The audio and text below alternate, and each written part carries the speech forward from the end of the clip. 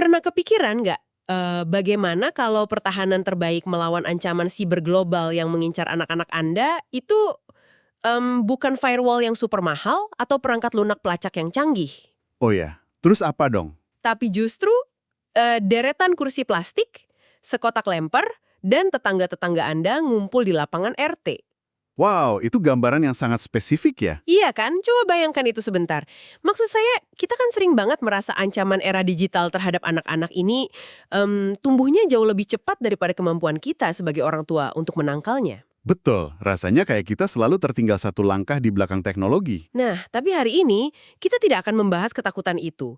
Kita akan membedah sebuah perlawanan. Jadi selamat datang di sesi penelusuran mendalam kita. Terima kasih, saya sangat antusias dengan topik hari ini. Iya, karena ada satu dokumen dari pertengahan April 2026 yang memicu diskusi kita kali ini.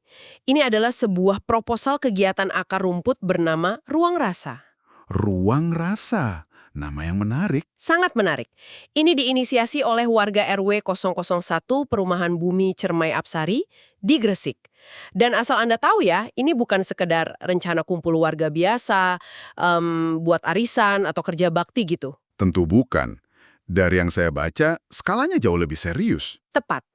Ini adalah semacam cetak biru atau blueprint pertahanan sebuah komunitas melawan perundungan, kenakalan remaja, dan dampak neurologis dari pornografi. Isu-isu yang sangat berat untuk ukuran level RW. Banget. Makanya, oke, mari kita bedah ini.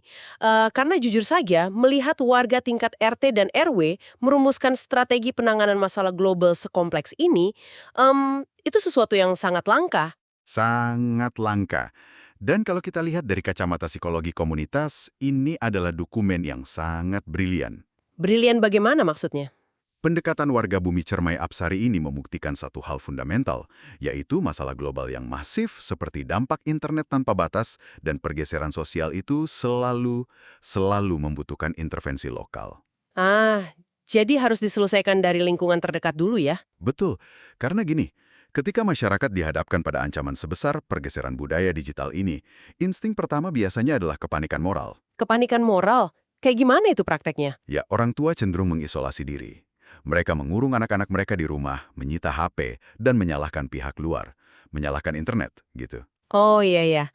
Reaksi defensif yang wajar sebenarnya. Wajar, tapi tidak solutif. Tetapi yang dilakukan warga di sini justru sebaliknya. Mereka tidak membangun tembok di sekeliling rumah masing-masing.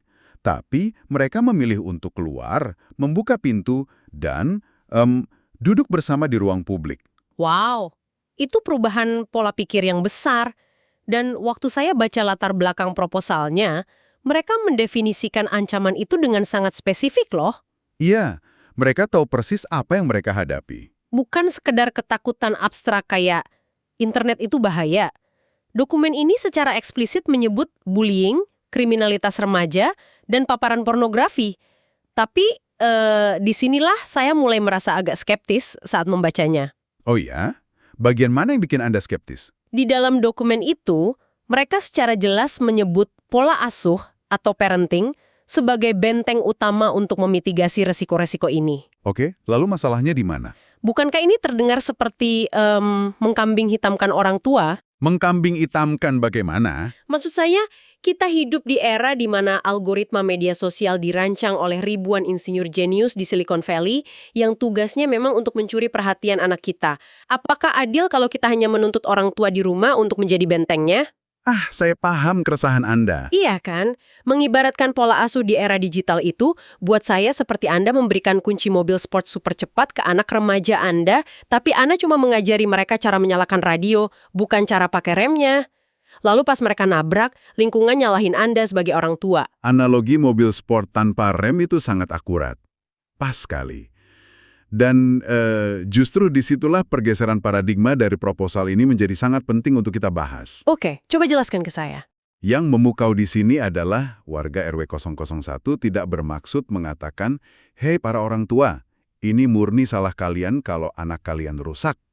Sama sekali bukan itu pesannya. Syukurlah kalau bukan itu. Terus apanya? Mereka menggunakan konsep benteng utama ini bukan sebagai beban individual, melainkan sebagai panggilan untuk membangun kesadaran kolektif. Kesadaran kolektif. Betul, mereka sangat paham bahwa kalau kita cuma mengandalkan perlawanan individual, satu orang tua sendirian, melawan seluruh industri teknologi dan tekanan teman sebaya, wah orang tua pasti kalah telak. Pasti remuk sih itu nggak akan sanggup. Makanya, menjadikan parenting sebagai benteng utama di dokumen ini, berarti mereka sedang membangun semacam polisi tidur di jalanan perumahan mereka secara bersama-sama. Saya suka metafora polisi tidurnya. Mereka menggeser beban yang tadinya di pundak satu keluarga menjadi tanggung jawab satu rukun warga. Tapi tunggu dulu, saya ingin menggali lebih dalam soal ini. Karena bagi saya, memahami bahwa kita butuh polisi tidur itu satu hal. Tapi tahu cara membangunnya itu hal lain sama sekali. Setuju, implementasinya seringkali jauh lebih sulit. Banyak orang tua di luar sana, mungkin termasuk Anda yang sedang mendengarkan, tahu persis bahwa pornografi itu merusak. Kita semua tahu bullying itu menghancurkan mental anak. Bener, itu kan pengetahuan umum ya sekarang. Tapi masalahnya, sekedar tahu bahwa itu buruk, tidak sama dengan benar-benar memahami dampaknya secara real pada otak anak. Niat baik seorang ayah yang tiba-tiba menyita ponsel anaknya, itu kan nggak akan menyelesaikan masalah kalau otak si anak sudah terbiasa dengan lonjakan dopamin dari layar gawai, kan? Nah, Anda menyentuh inti masalah dari hampir semua intervensi keluarga saat ini. Iya, gimana sebuah acara ngumpul-ngumpul tingkat RT bisa menjembatani jurang pengetahuan klinis yang sedalam ini? Gini, niat baik tanpa pemahaman neurobiologis itu seringkali ujung-ujungnya malah jadi hukuman yang kontraproduktif. Malah bikin anak makin memberontak ya? Pasti. Mari kita ambil contoh soal dopamin yang Anda sebutkan tadi. Saat seorang remaja terpapar pornografi, otak mereka itu dibanjiri oleh dopamin dalam tingkat yang sama sekali tidak wajar. Seperti overdosis kebahagiaan palsu gitu ya? Persis. Sistem penghargaan atau reward system di otak mereka itu secara harfiah dibajak. Nah, kalau orang tua cuma bereaksi dengan marah-marah dan melarang tanpa paham mekanisme ini, Anaknya pasti merasa diserang kan? anak justru akan merasa terisolasi, mereka stres, dan tebak apa pelarian utama mereka dari stres itu. Balik lagi nyari dopamin dari layar, sembunyi-sembunyi. Betul sekali. Disinilah acara Ruang Rasa itu mengambil peran. Mereka tidak sekedar ngumpulin warga buat membagikan pamflet berisi ancaman moral atau ceramah soal dosa. Oh, oke. Jadi formatnya bukan ceramah agama ya? Bukan.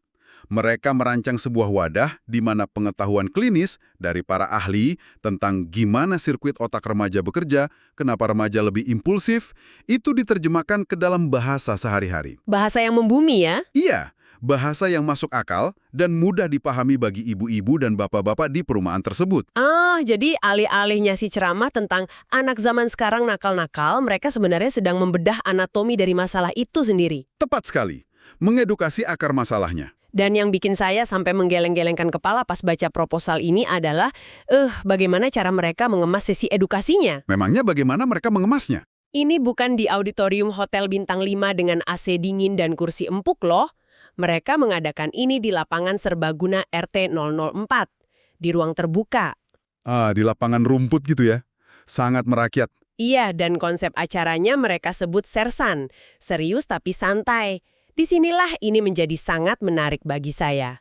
Ada apa di konsep sersan itu? Mereka punya semacam jargon khusus yang diulang-ulang di dokumen itu, yaitu mendengarkan, memahami, bergerak bersama. 3 kata yang kuat. Awalnya, jujur saya pikir ini cuma slogan marketing acara biasa biar kelihatan keren. Tapi kalau melihat konteks dopamin dan edukasi klinis yang Anda jelaskan tadi, sepertinya ada desain psikologis yang sengaja dipasang di balik 3 kata ini. Oh, jelas ada. Dan itu bukan sekedar kata-kata manis penyemangat. Itu adalah sebuah tangga psikososial yang disusun dengan sangat-sangat teliti. Tangga psikososial. Coba kita bedah satu-satu anak tangganya. Mari kita mulai dari yang pertama. Mendengarkan. Mengapa kata ini ditaruh di urutan paling awal? Kenapa ya? Biar warga nggak berisik pas acara mulai? Bukan sekedar itu. Masalah terbesar dalam edukasi parenting adalah rasa defensif. Kalau Anda mengumpulkan orang tua, lalu langsung menjejali mereka dengan fakta bahwa cara didik mereka itu salah. Wah, mereka pasti langsung angkat perisai, menutup telinga. Tepat. Dengan memposisikan kata mendengarkan di awal, panitia sebenarnya sedang menciptakan ruang empati. Mereka pada dasarnya ingin bilang, kami tahu kok mengasuh anak di zaman sekarang itu berat banget. Mari kita dengarkan keluh kesah satu sama lain tanpa menghakimi. Wah, itu masuk akal banget sih. Saya membayangkan kalau saya diundang ke balai desa, disuruh duduk rapi, menghadap meja narasumber pejabat, saya pasti merasa kayak sedang disidang, dievaluasi sebagai seorang ayah. Ya, ada hierarki yang membuat tidak nyaman. Tapi kalau acaranya di lapangan tanah RT, sambil makan snack box dari panitia, di ruang terbuka bareng tetangga-tetangga sebelah rumah, batas hierarki itu runtuh dengan sendirinya ya. Betul sekali. Dalam psikologi lingkungan, itu disebut sebagai arsitektur sosial. Ruang terbuka itu mendemokratisasi percakapan. Ruang terbuka membuat semua orang merasa setara. Benar. Nah, setelah ruang aman tanpa penghakiman itu terbentuk lewat proses mendengarkan tadi, barulah kita bisa naik ke anak tangga yang kedua. Memahami? Ya, memahami. Di fase inilah transfer ilmu yang berat-berat tadi, soal dopamin, perkembangan korteks prefrontal remaja, dampak trauma bullying, bisa masuk dengan lancar. Tahanan mereka tadi ya. Tepat. Pikiran mereka sudah terbuka. Dan akhirnya, kita sampai di anak tangga yang ketiga, yaitu bergerak bersama. Titik aksi dari acara ini. Ini adalah titik kulminasinya. Pengetahuan klinis yang didapat oleh individu akhirnya diubah menjadi solidaritas komunal. Karena pengetahuan saja nggak cukup kalau cuma dipendam sendiri. Betul, seperti yang kita bahas di awal tadi. Tahu bahwa dopamin itu merusak otak anak Anda, itu tidak cukup. Anda butuh komunitas di sekitar Anda untuk memastikan lingkungan di luar rumah juga mendukung pemulihan anak. Saya suka sekali konsep tanggap psikologis itu. Tapi ada satu hal lagi di proposal ini yang bikin dahi saya berkerut pas membacanya. Hal apa itu? Di satu sisi, konsep acaranya membumi, santai, makan snack di lapangan pakai tikar mungkin ya. Tapi di sisi lain, coba Anda tebak siapa saja yang mereka undang untuk bicara di lapangan RT ini. Dari kalangan ahli kan? Iya, tapi ini kelas berat semua. Ada perwakilan Polres Gresik untuk membahas hukum kriminalitas remaja. Lalu ada Dinas KBPPA Kabupaten Gresik untuk bicara dampak psikososial. Oke, kepolisian dan Dinas Perlindungan Anak. Ditambah lagi, seorang doktor dari Dinas Pendidikan, Dr. Nur Hamidah, khusus untuk membahas pendidikan karakter. Maksud saya, Kombinasi narasumber yang cukup mengintimidasi. sangat. Kalau saya warga biasa yang capek pulang kerja, ingin santai di malam Selasa, terus melihat ada polisi berseragam, dan pejabat-pejabat dinas duduk di lapangan, jujur aja saya pasti segan. Buat apa sih membawa aparat hukum segala ke acara berkonsep sersan ini? Apakah mereka ingin menakut-nakuti warga? Hahaha, saya ngerti kekhawatiran Anda. Tapi jika kita kaitkan ini dengan gambaran besarnya, menghadirkan pihak kepolisian dan dinas justru merupakan langkah paling jenius dari seluruh proposal ini. Jenius bagaimana? Bawain polisi ke lapangan RT dibilang jenius? Konsep ini dikenal sebagai sinkronisasi pola asuh. Dan di era digital, ini sangat-sangat krusial. Sinkronisasi. Maksudnya menyamakan frekuensi gitu? Gini loh, akar dari konflik di masyarakat yang melibatkan remaja itu seringkali bukan murni karena ada niat jahat, tapi karena adanya kebingungan standar. Kebingungan standar. Bisa kasih contoh kasusnya? Coba Anda bayangkan sebuah skenario sehari-hari. Ada sekelompok remaja mengambil barang milik remaja lain, lalu menjadikannya bahan olokan, yang akhirnya berujung pada dorong-dorongan atau kekerasan fisik ringan. Oh, itu sih kasus bullying klasik ya. Sering banget terjadi di tongkrongan perumahan atau pos satpam. Benar, tapi coba Anda lihat bagaimana insiden yang sama itu direspons secara berbeda oleh pihak yang berbeda. Maksudnya respons orang tua dan sekolah beda? Iya, orang tua si pelaku mungkin cuma akan bilang, namanya juga anak laki-laki bercanda. Itu cuma kenakalan remaja biasa. Sering banget dengar alasan begitu. Namanya juga anak-anak. Nah, sementara itu, pihak sekolah yang mendengar kejadian tersebut akan melihatnya sebagai sebuah pelanggaran tata tertib pendidikan yang serius. Beda kacamata. Kalau polisinya melihat itu sebagai apa? Bagi kepolisian dan korban, itu bukan sekadar kenakalan. Itu sudah memenuhi unsur tindak kriminal, berupa pengeroyokan atau pencurian. Anda lihat binturannya di sini. Oh, iya. Ada 3 standar berbeda yang saling bertabrakan. Ada standar moral keluarga, standar pendidikan dari sekolah, dan standar hukum pidana yang berjalan sendiri-sendiri, nggak pernah nyambung.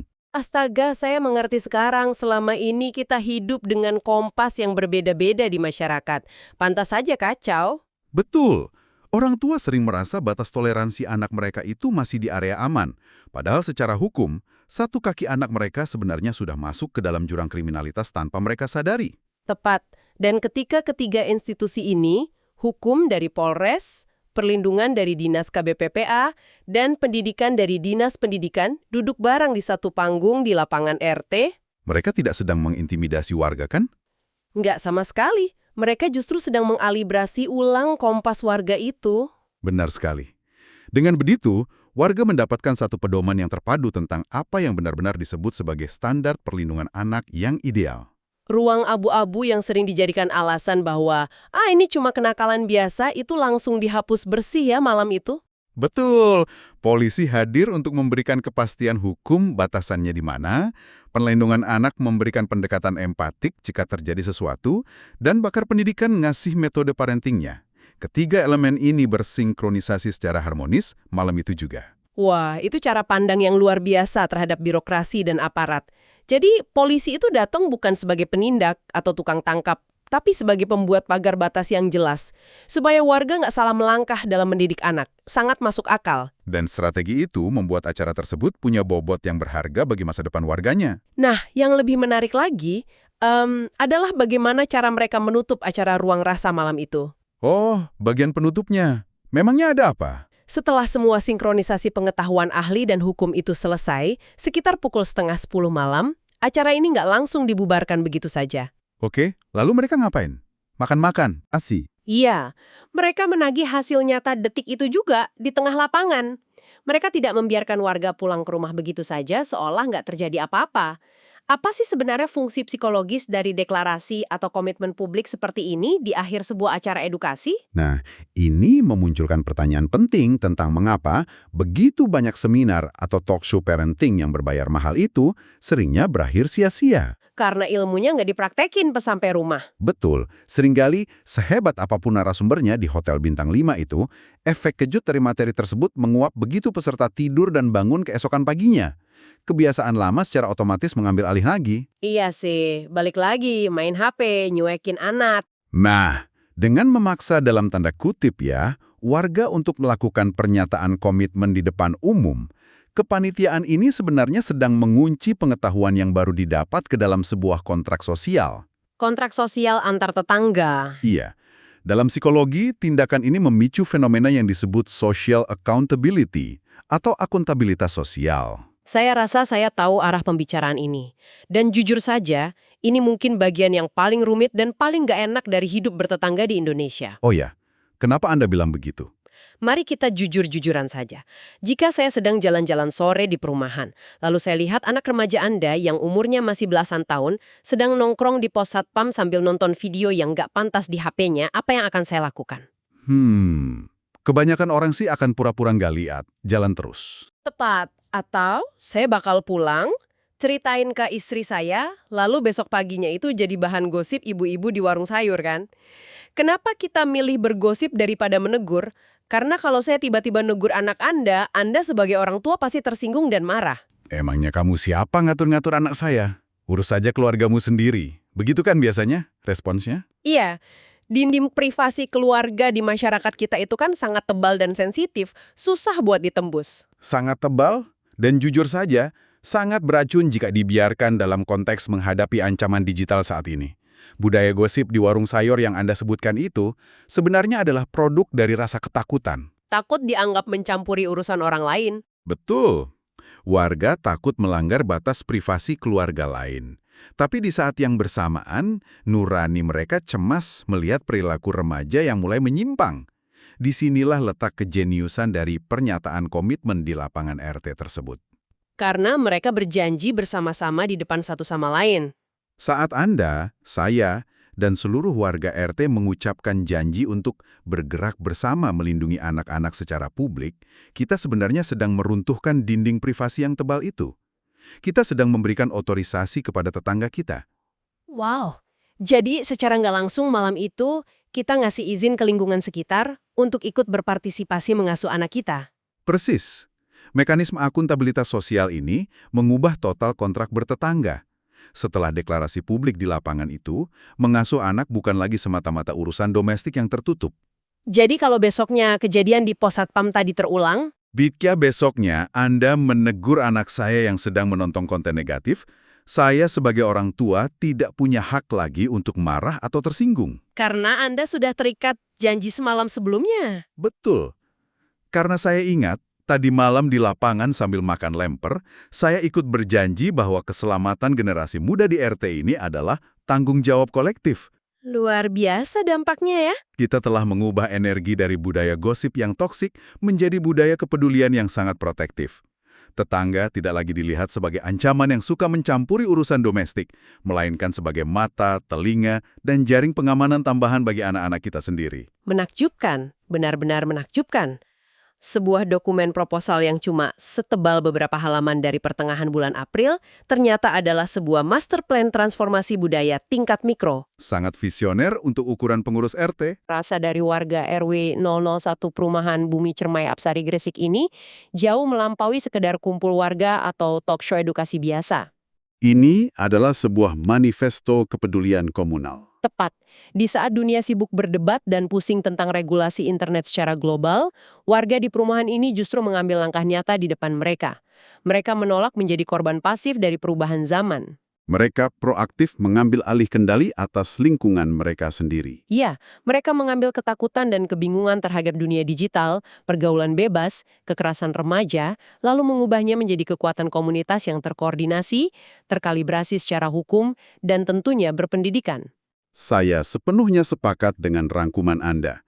Dan menurut saya, warga Gresik ini mengajarkan sebuah pelajaran penting kepada kita semua yang mendengarkan. Pelajaran seperti apa? Bahwa di tengah era digital yang secara agresif mencerabut kita dari koneksi dunia nyata dan mengisolasi kita di balik layar gawai masing-masing, solusi perlawanan yang paling tangguh justru sangat tradisional, yaitu kembali pada interaksi manusiawi yang paling dasar. Ketemu langsung, ngobrol langsung? Betul. Keluar dari rumah, berkumpul di ruang terbuka tanpa ada hierarki, mendengarkan keluh kesah tetangga dengan empati yang tulus, belajar dari para ahli untuk menyingkirkan ego keorangtuaan kita, dan yang terpenting, berjanji secara langsung, secara tatap muka, untuk saling menjaga anak satu sama lain. Itu benar-benar pesan yang indah.